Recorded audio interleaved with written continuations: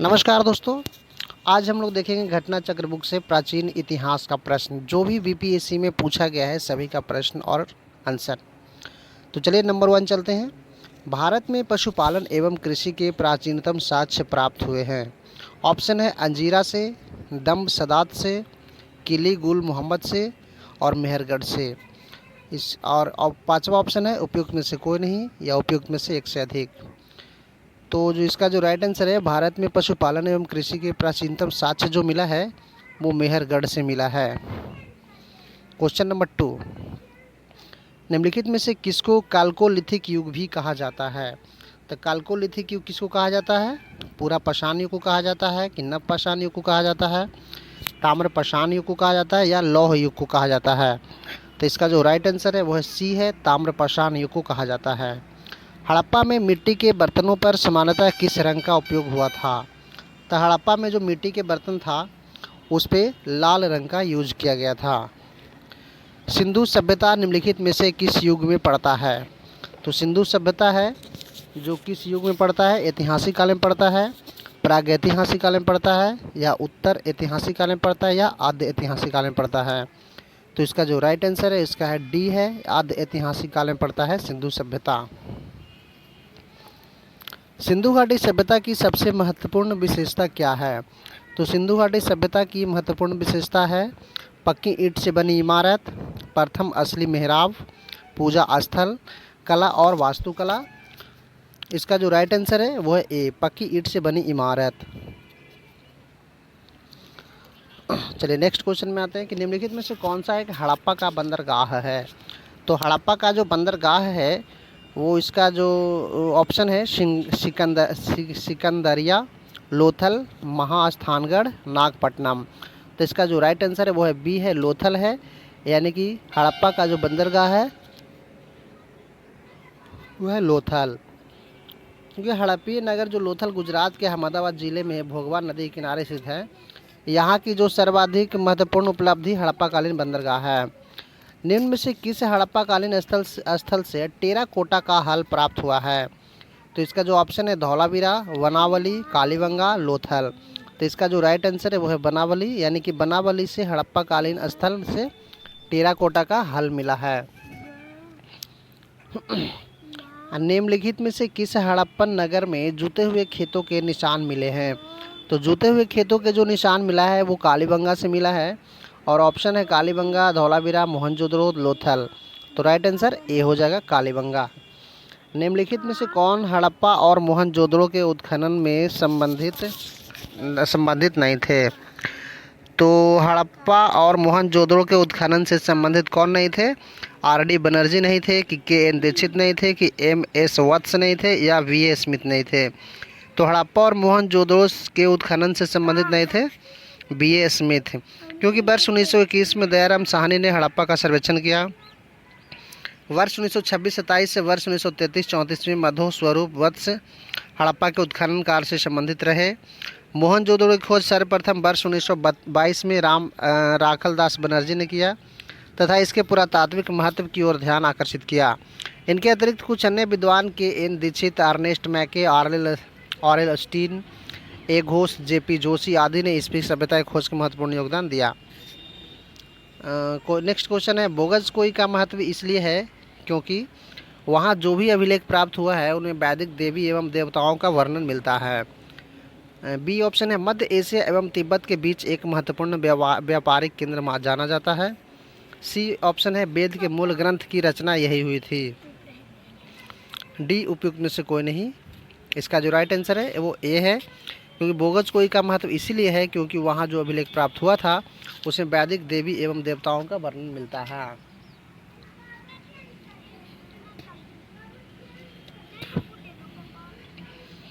प्रसिद्ध 10 राजाओं का युद्ध किस नदी के तट पर लड़ा गया था?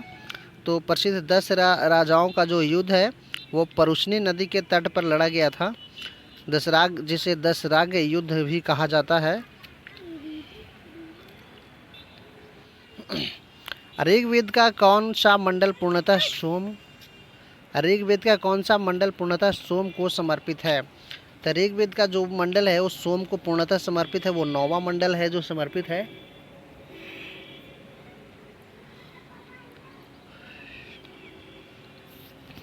ऋग्वेद संहिता का 9वां मंडल पूर्णतः किसको समर्पित है?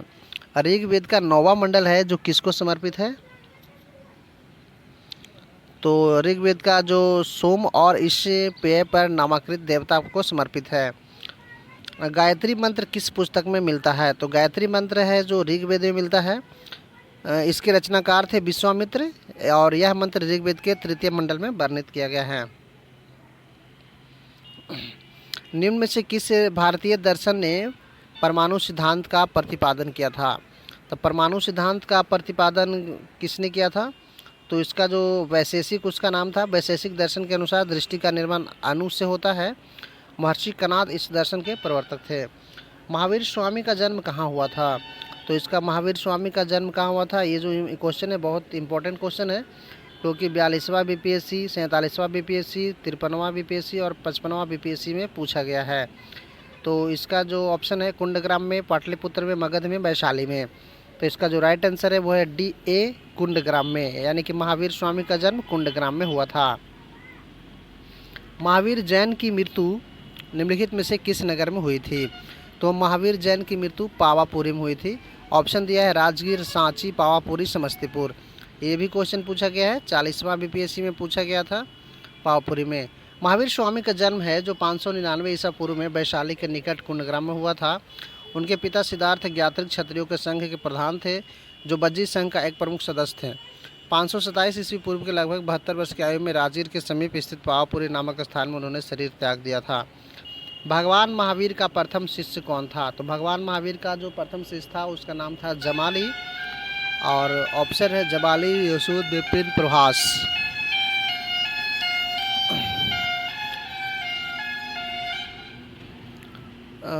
क्वेश्चन नंबर 19 आते हैं। निम्नलिखित में से कौन है जो सबसे पूर्वकालिक जैन ग्रंथ कहलाता है? तो सबसे पूर्वकालिक जैन ग्रंथ जो कहलाता है वो 14 पूर्व उसका नाम है। ऑप्शन है 12 अंग, 12 उपांग, 14 पूर्व और 14 उपपूर्व। और ये भी जो क्वेश्चन है वो 40वां बीपीएससी में पूछा गया है। तो काफ़ी इम्पोर्टेंट क्वेश्चन हम आज लेकर आए हैं।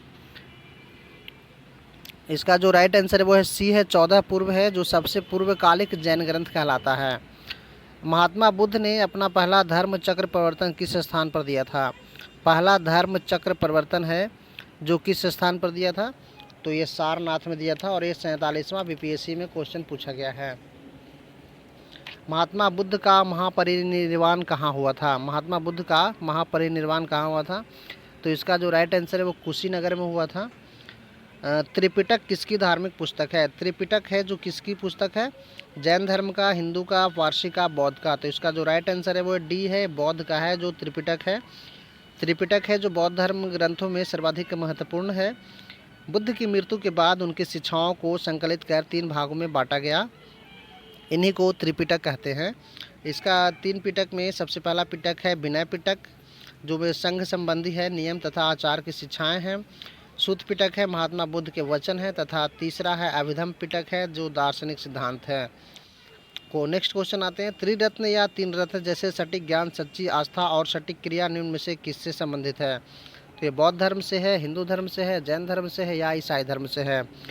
तो त्रिरत्न जो है जैसे सटीक ज्ञान, सच्ची आस्था और सटीक क्रिया जो है वो जैन धर्म से संबंधित है। निम्नलिखित में से कौन सी बात बौद्ध धर्म तथा जैन धर्म में समान नहीं है? बौद्ध धर्म तथा जैन धर्म में समान नहीं है वो आत्मदमन है, जो दोनों में समान नहीं है। गौतम बुद्ध ने मध्यम मार्ग का उपदेश दिया। वे मोक्ष के लिए कठोर साधना एवं काया क्लेश में विश्वास नहीं करते थे। इसके विपरीत महावीर स्वामी ने मोक्ष प्राप्ति के लिए घोर तपस्या तथा शरीर त्याग को आवश्यक बताया। बोधगया में बोधि वृक्ष अपने वंश की इस पीढ़ी कौन से पीढ़ी का है?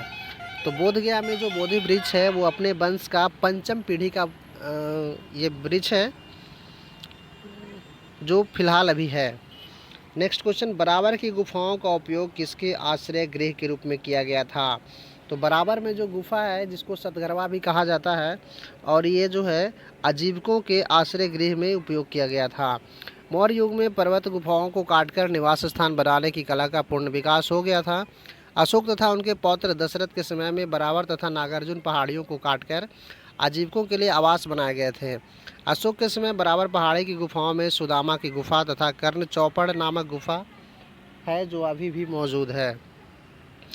आजीवक संप्रदाय के संस्थापक कौन थे? तो आजीवक संप्रदाय के जो संस्थापक थे उसका नाम है मखली गोशाल, जो आजीवक संप्रदाय के संस्थापक थे। मखली गोशाल प्रारंभ में महावीर के शिष्य थे, किंतु बाद में मतभेद के चलते इन्होंने महावीर की शिष्यता त्याग कर आजीवक नाम का स्वतंत्र संप्रदाय की स्थापना किया। इनका जो मत था नियतिवाद कहा जाता है, जिसके अनुसार संसार की प्रत्येक वस्तु भाग्य द्वारा पूर्व नियंत्रित एवं संचालित होती है। पाटलिपुत्र के संस्थापक कौन थे? तो पाटलिपुत्र के जो संस्थापक था उसका नाम था उदयन। उदयन था जो अजातशत्रु के उत्तराधिकारी उदयन था। गंगा और सोन नदी के संगम पर एक किला बनाकर किया था। इसने मगध साम्राज्य की राजधानी राजगृह से पाटलिपुत्र स्थानांतरित की। यह नगर शिशुनाग वंश, नंद वंश और मौर्य वंश की भी राजधानी रही थी। चलिए नेक्स्ट क्वेश्चन आते हैं। किस शासक द्वारा सर्वप्रथम पाटलिपुत्र का राजधानी के रूप में चयन किया गया था? यानी पटना को सबसे पहले राजधानी किसने बनाया था? तो पटना को जो सबसे पहले राजधानी बनाया था उदयन द्वारा बनाया गया था। हर्यक वंशीय शासक उदयन था, जो उदयभद्र के शासनकाल की सर्व प्रमुख घटना गंगा एवं सोन नदियों के संगम पर पाटलिपुत्र नगर की स्थापना था। उसने राजगृह से इसी नव स्थापित नगर से अपनी राजधानी हस्तांतरित किया था। नेक्स्ट क्वेश्चन, निम्नलिखित में से किस राजा ने पाटलिपुत्र बसाया था? तो पाटलिपुत्र को किस राजा ने बसाया था? तो इसका जो राइट आंसर है वो डी है। अभी हम लोग ऊपर पढ़े थे कि डी उदयन ने ही पाटलिपुत्र की स्थापना किया था। नेक्स्ट क्वेश्चन है, विश्व का पहला गणतंत्र वैशाली में किसके द्वारा स्थापित किया गया? तो इसका जो राइट आंसर है वो है लिच्छवी। लिच्छवी के द्वारा है जो पहला गणतंत्र वैशाली में ही स्थापित किया गया था। मगध की प्रारंभिक राजधानी कौन थी? तो मगध की जो प्रारंभिक राजधानी थी वो गृहब्रज राजगीर थी। नेक्स्ट क्वेश्चन, अजातशत्रु के वंश का नाम क्या था? अजातशत्रु के वंश का नाम था हर्यक वंश। सैंड्रोकोटस से चंद्रगुप्त मौर्य की पहचान किसने की? सैंड्रोकोटस से चंद्रगुप्त मौर्य की पहचान किसने की? तो इसका जो राइट आंसर है वो है विलियम जोन्स।